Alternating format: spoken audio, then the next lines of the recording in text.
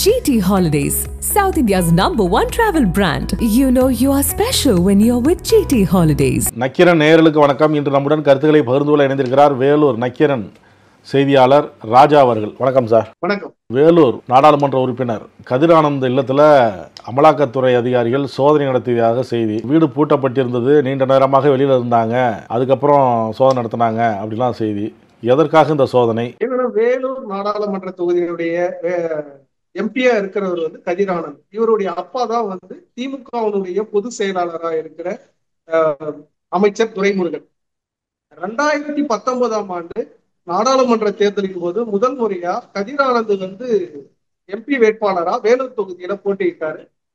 எதிர்ப்பு வேட்பாளரா பாஜகவை சேர்ந்த ஏசி சண்முகம் போட்டியிட்டார். அப்போ என்னன்னா, தேர்தலுக்கு ஒரு வாரத்திற்கு முன்பு ஒரு ரெய்டு ஒண்ணு நடக்குது. அவங்க வீட்டுல ஒரு ரெய்டு நடக்குது. அந்த ரெய்டுல என்னன்னா, ஒரு 10 லட்சம் ரூபாய் பணம் கதிரானந்த் வீட்டுல இருந்து எடுக்கிறாங்க.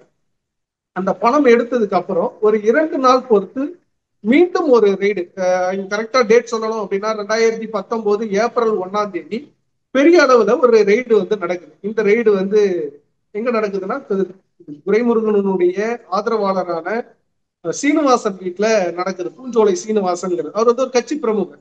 அவருடைய வீடு, அவருடைய குடோன், அவருடைய அக்காவா இருக்கிற விஜயாவுடைய வீடு, தாமோதரன் அவங்க அவர் வீட்டுல இங்க எல்லாமே நடக்குது. இந்த ரெய்ட்ல என்ன ஆகுதுன்னா, சுமார் 11,51,00,000 ரூபாய் பணம் அப்ப பிடிபடுது. அந்த பணத்தோட சேர்த்து என்ன பண்றாங்க, அங்க இருக்கிற இந்த வாக்காளர் பட்டியல் இது கிடைக்குது. அப்போ இது தேர்தலுக்காக வாக்காளர்களுக்கு தர வைக்கப்பட்டிருந்த பணம் அப்படிங்கிற பேர்ல நீங்க வழக்கு பதிவு செய்யறாங்க. வழக்கு பதிவு செய்து அதுக்கு அன்றைய மாலையே தேர்தல் நிறுத்தப்படுது. நீங்க அந்த தொகுதியினுடைய தேர்தல் நிறுத்தப்படுது. 2019ஆம் ஆண்டு தமிழ்நாட்டுல 38 தொகுதிகளுக்கு மட்டும்தான் தேர்தல் நடந்தது. வேலூர் தொகுதியை மட்டும் நிறுத்தி வச்சிருந்தாங்க. அந்த வழக்கு அதன் பின் 3 விதமாக பிரியுது. அந்த வழக்கு என்னன்னா, தேர்தல் செலவு பார்வையாளராக இருந்த முத்துசிலுப்பன் ஒரு புகார் கொடுக்கிறாரு. அது பேஸ் பண்ணி நீங்க காட்பாடி காவல் நிலையத்துல ஒரு வழக்கு பதிவாகுது. அதுக்கப்புறம் என்னன்னா, 11 கோடி ரூபாய் பணம் பிடிச்சாங்க அப்படிங்கிறதுனால நீங்க வருமான வரித்துறை ஒரு வழக்கு பதிவு செஞ்சிருக்காங்க. இந்த 2 வழக்கு பதிவானதுக்கு அப்புறம் ஒரு 10 நாள் கேப்ல சிபிஐ ஒரு வழக்கு பதிவு செய்யுது. அது என்னமா வழக்கு அப்படின்னா, ஒரே இப்போ நீங்க அந்த பணத்தை பாதுகாப்பா வைக்கிற செஸ்ட், அங்க இருந்து தான் நீங்க வங்கிகளுக்கு பணம் போகும். அப்போ ஒரு 11 கோடி ரூபாய் புத்தம் புதிய நோட்டுகளா ஒரு 9 கோடி ரூபாய் புத்தம் புதிய நோட்டுகளா 200 ரூபாய் நோட்டுகள் அங்கிருந்து எடுத்துக்கப்பட்டிருக்கு. அப்போ இந்த பணம் எப்படி ஒரே ஆள் கிட்ட போச்சு அப்படிங்கிறதுனால சிபிஐ ஒரு வழக்கு பதிவு செய்து விசாரிச்சுட்டு இருக்காங்க. இப்போ இந்த 3 விதமான வழக்குகள் கடந்த 5 ஆண்டுகளா நடந்துகிட்டே இருந்தது. இதுக்கு இவர் எம்பி கதிரானந்த் இது எங்களுடைய பணம், இதுக்கான எங்க கிட்ட கணக்கு வழக்கு இருக்கு அப்படின்னு சொல்லி அவர் ஒரு பக்கம் பண்ணிருக்காரு. அந்தாண்ட சீனிவாசன் என்ன சொல்றாரு, இது தேர்தலுக்காக கொடுக்கப்பட்ட பணம் அல்ல, இது என்னுடைய நிறுவனத்துக்காக கொடுக்கப்பட்ட பணம் அப்படின்னு அவங்க ஒரு பக்கம் ஃபைல் பண்ணிருக்காங்க. இந்த வழக்கினுடைய தொடர்ச்சியா தான் இப்போ அமலாக்கத்துறை இந்த சோதனையில ஈடுபட்டிருக்காங்க. அமலாக்கத்துறை அதிகாரிகள் வரும்பொழுது கதிரானந்தும் அங்க இல்ல, துரைமுருகனும் அங்க இல்ல. அப்படி இருக்கும்போது நிலைமை அங்க எப்படி இருந்தது? இன்று காலை ஒரு 8 மணி அளவுல அமலாக்கத்துறையினுடைய 10 பேர் கொண்ட ஒரு குழு, 2 பெண் அதிகாரிகள் 8 ஆண் அதிகாரிகள் சொல்லிட்டு 10 பேர் கொண்ட குழுவும் சிஆர்பிஎஃப் போலீசாரோட துரைமுருகனுடைய வீட்டுக்கு வந்திருந்தாங்க. துரைமுருகன் அவங்களுடைய வீடு வேலூர் காட்பாடி காந்தி நகர்ல இருக்கு. ஆனா அவர் அமைச்சரா இருக்கிறதுனால சென்னையில அவங்களுக்கு ஒரு வீடு கோட்டூர்புரத்துல இருக்கு. துரைமுருகனும் அவருடைய மனைவியும் அங்க இருக்காங்க. ஏதாவது நிகழ்ச்சி அப்படின்னா மட்டும்தான் இங்க வருவாங்க. இந்த வீட்டுல வேலூர் வீட்டுல துரைமுருகனுடைய மகனும் வேலூர் எம்பியுமான கதிரானந்தும் அவர் மனைவி மகள் பிள்ளைகளோட அங்க இருக்காரு. இப்போ நாடாளுமன்ற கூட்டம் இப்போ கடந்த வாரத்துல முடிந்த போது தன்னுடைய வெக்கேஷன் டூரா அவர் துபாய்க்கு மனைவி குழந்தைகளோட அவரு போயிட்டார். அதனால இந்த வீடு பூட்டி வச்சு இருந்தது. வந்த அமலாக்கத்துறை அதிகாரிகள் அவங்க வீட்டுல இருந்த வேலைக்காரர்களிடம் அதை பத்தி கேட்கிறாங்க. அவங்க இல்லை அப்படின்னு சொல்றாங்க. அவங்க உடனே கதிரானந்தை தொடர்பு கொள்றாங்க. கதிரானந்தை என்ன சொல்றாருன்னா, நீங்க வீட்டுக்குள்ள போயிட்டு நீங்க சர்ச் பண்ணுங்க அப்படின்னு அவங்க சொல்றாங்க. ஆனால் அமலாக்கத்துறை அதிகாரிகள் அதை ஒத்துக்கல. ஏன்னா சம்பந்தப்பட்டவர்கள் யாராவது எங்களோட இருக்கணும், அப்படி இருந்தால்தான் நாங்கள் போயிட்டு ஆய்வு செய்வோம் அப்படின்னு அவர் சொல்றாங்க. இவர் அதுவும் இல்லாம அவரை ரீச் பண்றதுக்கு கொஞ்சம் லேட் ஆச்சு. அவங்க 8 மணிங்கிறது வந்து அதுக்கப்புறம் 10 மணி ஆயிடுச்சு. அவங்க ரீச் பண்ணாங்க. அதுக்கப்புறம் அவர் தன்னுடைய தந்தையோட ஆலோசனை நடத்தி இருப்பார் அப்படின்னு சொல்லப்படுது. அவங்க ஆலோசனைக்கு அதுக்கப்புறம் நீங்க வந்து எங்களுடைய ஃபாலோவர்ஸ், அங்க எங்களுடைய ஆதரவாளர்கள் அங்க இருப்பாங்க, அவங்க மூலயமா நீங்க சோதனை செய்யலாம் அப்படின்னு அவங்க சொல்றாங்க. இல்ல, நீங்க அது வந்து எங்களுக்கு எழுத்துப்பூர்வமா அந்த கடிதம் வேணும், அப்படி இருந்தால்தான் நாங்க வீட்டுக்குள்ள போவோம் அப்படின்னு சொல்லிட்டு அவங்க வீட்டினுடைய வாசல்ல அமர்ந்திருந்தாங்க. அதுக்கப்புறம் துபாயில இருந்து அவரு கதிரானந்த் வந்து ஒரு மின்னஞ்சல் அனுப்புறாரு. இந்த மாதிரி வந்து எங்களுக்கு வேண்டப்பட்ட என்னுடைய முகவரா வன்னியராஜா என்பவரையும் வேலூர் மாநகர துணை மேயரையும் வழக்கறிஞர் பாலாஜியும் 3 பேரையும் நான் நியமிக்கிறேன். அவங்க முன்னாடி வந்து நீங்க சோதனையிடலாம் அப்படின்னு சொன்னாங்க. இது நடக்கிறதுக்கு மதியம் 2 மணி ஆயிடுச்சு.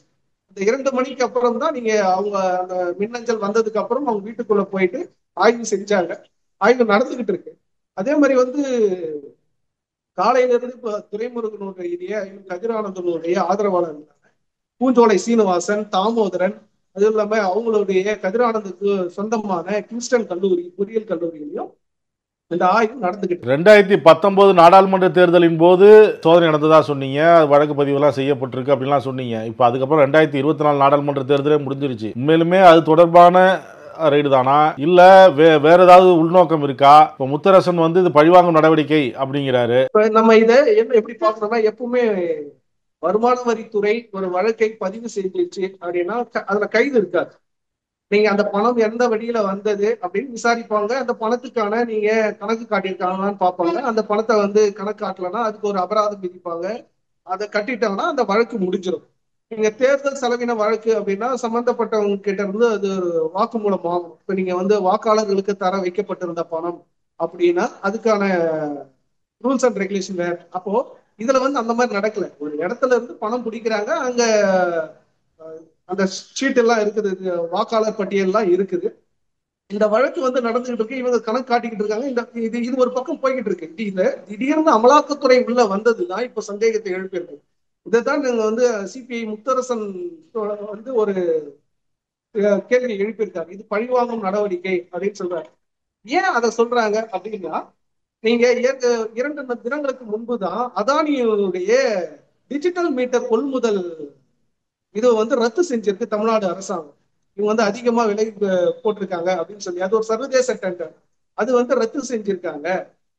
அதுவும் இல்லாம அதனுடைய தொடர்ச்சியா தான் நீங்க வந்து, ஏன்னா அதானி வந்து இந்த பிஜேபி கவர்மெண்ட்டுக்கு வந்து எந்த அளவுக்கு நெருக்கம்ங்கிறது வந்து எல்லாருக்குமே தெரிஞ்ச விஷயம். அந்த அதானி நிறுவனங்கள் மீது எவ்வளவு குற்றச்சாட்டுகள், ஹிண்டன்பர்க் குற்றச்சாட்டுகள் இருக்கு, நீங்க செபி குற்றச்சாட்டுகள் நிறைய இருக்கு. ஆனால் அதன் மீது எந்த ஒரு நடவடிக்கையும் எடுக்காத ஒரு சூழ்நிலை பாஜக வந்து அவங்களை காப்பாத்துறாங்க. அந்த நிலையில இப்ப அவங்களுடைய ஒரு டெண்டரை கேன்சல் பண்ணதுனால நீங்க இந்த அமலாக்கத்துறை வந்திருக்குமோ அப்படிங்கிற டவுட் வந்து திமுக தரப்புலயும் இருக்கு, மற்ற அவங்களுடைய கூட்டணி கட்சியில இருக்கிறவங்களுக்கிட்டையும் அது சந்தேகம் இருக்கு. அப்ப இது வந்து துரைமுருகனை குறிவைத்து நடத்தப்பட்ட சோதனையா? ஆமா, அப்படின்னு சொல்லலாம். காரணம் என்னன்னா, நீங்க இன்னைக்கு இப்படி ப்ராஜெக்ட் இது அந்த துரைமுருகனுடைய திமுகவினுடைய பொதுச் செயலாளரா இருக்காரு. அப்போ திமுகவினுடைய பொதுச் செயலாளருங்கிறது வந்து திமுகவினுடைய ஒரு பெரும் பதவி, தலைவருக்கு அடுத்து இருக்கிற ஒரு பேரண்ட் பாடியில ஒரு முக்கியமான இருக்காரு. அவரை வந்து நீங்க டார்கெட் பண்ணி அவரை சிக்க வைக்கணும் போது நீங்க அவர் மூலமாக திமுகவை மிரட்டலாம். அந்த ஆங்கிள் கூட இருக்கு. நம்ம வந்து அதை இல்லைன்னுலாம் சொல்ல முடியாது. ஏன்னா நீங்க திடீர்னு இவ்வளவு நாளுக்கு அப்புறம் இந்த அமலாக்கத்துறை வந்ததுக்கான நோக்கம் என்ன? ஏன்னா இந்த வழக்கு வந்து போடப்பட்டது வந்து 2019. ஆனா இப்போ வந்து நீங்க அதுக்கப்புறம் அந்த 5 ஆண்டுகள் முடிந்து நீங்க 2024 இன்னொரு நாடாளுமன்ற தேர்தல் நடந்து அதுலயும் நீங்க கதிரானந்தன் வந்து நின்று வெற்றி பெற்று இப்ப மீண்டும் எம்பியா இருக்காரு. நீங்க டார்கெட் வந்து நீங்க கதிரானந்த், நீங்க அந்த பிரச்சனை அப்படின்னா வேகமாக அந்த வழக்கை நடத்தி இருக்கலாம். நீங்க வந்து அதுல வந்து நீங்க தண்டனை கூட வாங்கி கொடுத்திருக்கலாம். கதிரானந்த் தேர்தலில் போட்டியிட முடியாத அளவுக்கு செஞ்சிருக்கலாம், நீங்க அதுக்கான ஆதாரங்கள் இருக்கும் பட்சத்தில். ஆனால் அது எதுவுமே செய்யல. நீங்க 6 ஆண்டுகளுக்கு அப்புறம் இப்ப திடீர்னு நீங்க அமலாக்கத்துறை வருது. அமலாக்கத்துறை ஏன் வருது அப்படிங்கிற ஒரு கேள்வி இருக்கு. இல்ல இன்னொன்னு என்னன்னா, நீங்க துரைமுருகனை ஏன் இன்னொரு விதத்துல டார்கெட் பண்றாங்க அப்படின்னு நம்ம இது பண்றோம் அப்படின்னு சொல்றோம் அப்படின்னா, ஒரு ஆண்டுகளுக்கு முன்பு நீங்க தமிழ்நாடு முழுக்க அமலாக்கத்துறை வந்து மாவட்ட ஆட்சியர்களுக்கு வந்து ஒரு நோட்டீஸ் கொடுத்தாங்க. வேலூர், திருச்சி, அரியலூர், கரூர், தஞ்சாவூர் மாவட்டத்துகள்ல நீங்க ஒரு நோட்டீஸ் கொடுத்தாங்க அந்த மாவட்ட கலெக்டர்கள் வந்து. ஒரு காரணம் என்னன்னா, நீங்க கனிம வளத்துறை வந்து இவர் கவனிக்கிறார், நீர்வளத்துறை அமைச்சர் இருக்கிற துரைமுருகன் கிட்ட தான் கனிம வளத்துறையும் இருக்குது. கனிம வளத்துறை தான் ஆறுகளில் இருந்து மணல் எடுப்பதற்கான டெண்டர்களை அவங்கதான் பாக்குறாங்க. அப்போ நீங்க ஏற்கனவே நீங்க இந்த மணல் விவகாரத்துல பல நூறு கோடி வந்து இதுல மோசடி நடக்குது அப்படிங்கிற ஒரு குற்றச்சாட்டு இருக்குது. அரசாங்கத்துக்கு அந்த பணம் வராமல் தனிநபர்களுக்கு போகுது அப்படிங்கிற ஒரு இது இருக்கு. அதனால அமலாக்கத்துறை உள்ள வந்தது. ஆனால் அமலாக்கத்துறையினுடைய அந்த பிரச்சனையை தமிழ்நாடு அரசாங்கம் உச்ச நீதிமன்றம் வரைக்கும் கொண்டு போயிட்டு, நீங்க அது வந்து மாவட்ட ஆட்சித்தலைவர்கள் போயிட்டு நீங்க கலந்துக்க வேண்டும் அவசியம் இல்லை அப்படின்னு சொல்லி, ஆனால் விசாரணையை எதிர்கொள்ளலாம் அப்படிங்கிற மட்டுமான உத்தரவுகளை அந்த மாதிரி வாங்கி இருந்தாங்க. அப்பவே அதனுடைய டார்கெட் வந்து நீங்க துரைமுருகனை தான் சார்ந்துதான் நீங்க அமலாக்கத்துறை ஈடுபட்டுச்சுங்கிற ஒரு சம்பவம் இருக்கு. அப்போ அதுல முடியாதது இப்ப இந்த விவகாரத்துல நம்ம ஏதாவது சிக்க வைக்கலாமா அப்படிங்கிறதுக்காக கூட இருக்கலாம். சோதனை முடிஞ்சிருச்சா? தற்போது நிலை என்ன? துரைமுருகன் சென்னையில் இருக்கிறார் அப்படின்னா சென்னையில இருந்து அவர் அங்க வந்தாதான் அந்த சோதனை முடியுமா, இல்ல என்ன நிலைமை? அங்க சோதனை வந்து இப்போ நீங்க பூஞ்சோலை சீனிவாசன் வீட்லயும் அந்த தாமோதரன் வீட்லயும் முடிஞ்சிச்சு. நீங்க கிங்ஸ்டன் பொறியியல் கல்லூரியிலையும் ஏறத்தாழ முடிஞ்சிச்சு. இப்ப நீங்க சோதனை நடந்துகிட்டு இருக்கிறது வந்து கதிரானந்தனுடைய வீட்டுலதான் நடந்துட்டு இருக்கு. ஏன்னா நீங்க அது தாமதமா ஆரம்பிச்சாங்க. ஒண்ணு, நீங்க மெயில் வர்றதுக்கே அவரு அனுமதி கொடுத்து வர்றதுக்காக தான் இவ்வளவு நேரம் வெயிட் பண்ணிட்டு இருந்தாங்க. 2 மணில இருந்து இப்ப நடந்துகிட்டு இருக்கு. சரிங்க, இப்ப வரைக்கும் நடந்துகிட்டு இருக்கு. சீனிவாசன் வீட்டுல இருந்து மட்டும் சில ஆவணங்களை எடுத்துக்கிறதா தகவல் வெளியாயிருக்கு. ஆனா இன்னும் அமலாக்கத்துறை வந்து வெளிப்படையா இன்னும் எதையும் அறிவிக்கல. இன்னொரு பக்கம் துரைமுருகன் இதுக்குள்ள இன்னும் வரல. அவர் சென்னையில காலையில பேசும் யார் வந்திருக்காங்கன்னு கூட எனக்கு தெரியல. எனக்கு வீட்டுக்கு வந்திருக்காங்கிறது மட்டும் எனக்கு தகவல் தெரியும் அப்படின்னு சொன்னாரு. வழக்கறிஞர்களோட ஆலோசனை பண்ணியிருக்காரு. அவர் இங்க வருவதற்கான வாய்ப்புகள் மிக மிக குறைவு. ஏன்னா வர்றதா இருந்தா எல்லாரும் வந்திருக்கணும். அவர் வரமாட்டாரு. அமலாக்கத்துறையும் அவர்கிட்ட எந்த இதுவுமே கேட்கல. அவர் வந்து நீங்க கதிர் ஆனந்த் கிட்ட தான் அவங்க தொடர்பு கொள்றாங்க. கதிர் ஆனந்த் வழியா தான் நீங்க இப்போ அந்த வீட்டுல வந்து ரெய்டு நடத்தி. சோதனை முடிந்து கதிரானந்தும் துரைமுருகனும் என்ன சொல்றாங்கன்னு பார்ப்போம். கருத்துக்களை பகிர்ந்து கொண்டதற்கு நன்றி. நன்றி. நக்கீரன் டிவிக்கு சப்ஸ்கிரைப் செய்யுங்கள். உங்கள் ஆதரவே எங்கள் பலம். ஆசிரியர்களுக்கு நண்பனாகவும் மாணவர்களுக்கு ஆசானாகவும் திகழும் தேர்வு வழிகாட்டி. ஒவ்வொரு பாடத்திற்கும் அனுபவமிக்க ஆசிரியர்களின் துல்லியமான தெளிவான விடைகள். CNC இருக்கு, தேர்வு பயம் எதற்கு? இது தீரன் பப்ளிஷிங் ஹவுஸ் விற்பனை வெளியீடு.